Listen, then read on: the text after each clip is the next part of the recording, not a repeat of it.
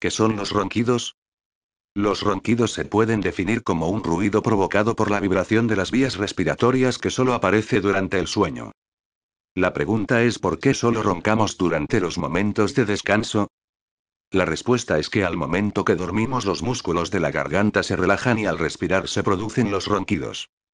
Los ronquidos afectan por igual a mujeres como a hombres, sin embargo, son estos últimos los que son más afectados por dicho problema. El estilo de vida y la salud también puede ocasionar que los ronquidos aparezcan. Por ejemplo, las alergias provocan obstrucciones en las vías respiratorias. También el frío y la gripe influyen, lo que explica por qué algunas personas solo experimentan ronquidos cuando están enfermos. Consumir bebidas alcohólicas en exceso y el fumar definitivamente que influyen. Irritación de las vías respiratorias debido al excesivo uso de aerosoles nasales. El agrandamiento anormal de las amígdalas o adenoides. La inflamación de la glándula tiroides o bocio. La obstrucción del flujo de aire debido a una lengua grande. Los medicamentos para relajación. La obesidad, etc.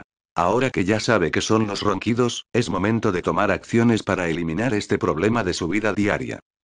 Antes de terminar, lo invito a visitar mi página web de dejarderoncar.com, en donde podrá obtener más tips y consejos para dejar de roncar ya. Favor de dar clic en el enlace ubicado abajo de este vídeo y le aseguro que muy pronto volverá a dormir placenteramente, pero sobre todo, silenciosamente.